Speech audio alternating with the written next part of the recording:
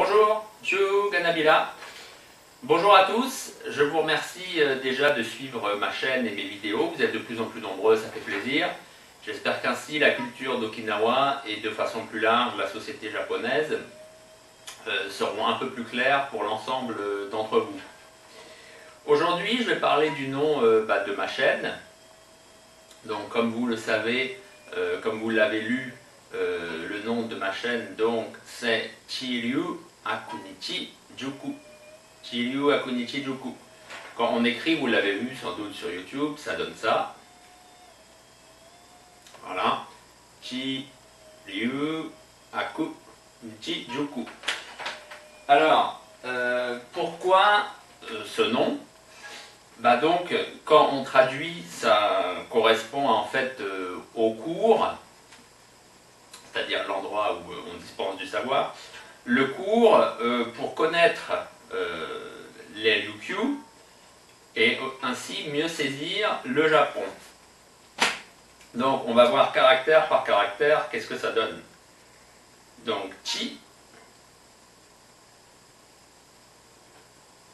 qui en japonais se lit shiru. Donc, c'est quand vous savez quelque chose, quand vous avez un savoir, une connaissance. Donc, chi, qui va de pair avec liu. Liu, vous le connaissez maintenant et vous le connaissiez déjà sans doute avant. C'est ce qu'il y a dans Ryukyu. Voilà. Donc là, on a chi, liu. Donc, connaître les Ryukyu. Ensuite, on a aku.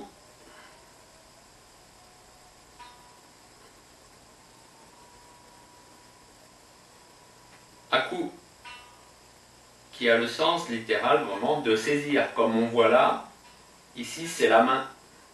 Donc on a l'idée d'une main et la main qui saisit. En japonais, ce verbe se lit, parce que c'est un verbe, c'est nigiru.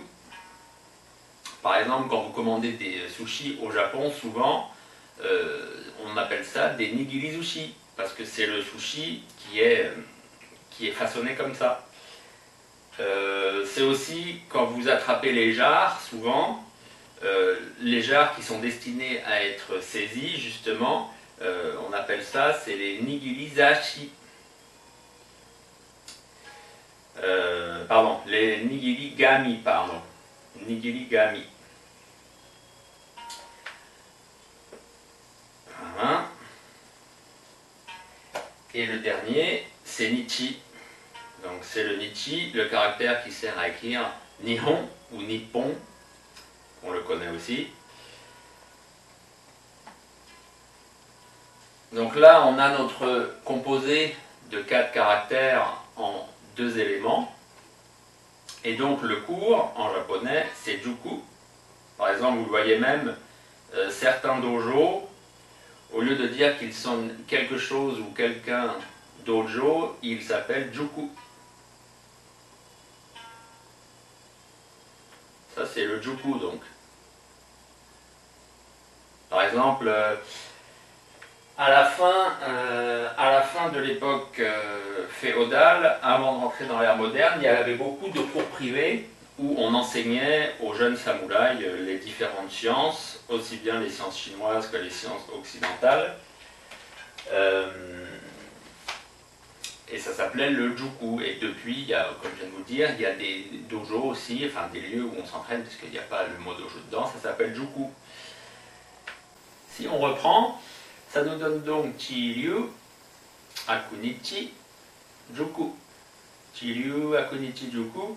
Donc c'est connaître les Ryukyu pour mieux saisir le Japon et Okinawa, bien entendu, vu qu'à mon sens, de toute façon, Okinawa fait partie du Japon, c'est comme ça depuis 150 ans, bientôt, et même s'il y a des problèmes importants qui subsistent entre le Japon central et Okinawa, on ne peut pas retirer aux Okinawanais le fait qu'ils appartiennent à l'État japonais, et de la même façon que Okinawa ne fait pas partie du Japon. On va donc terminer justement en parlant de Ryukyu. pour pour voir donc dans notre mot du jour, comment est-ce qu'on dit donc le nom de cet archipel, Ryukyu, en okinawanais. Et ben c'est très simple, c'est quasiment pareil, c'est Ryukyu, Ryukyu. Voilà. Et ben je vous remercie et je vous dis à bientôt.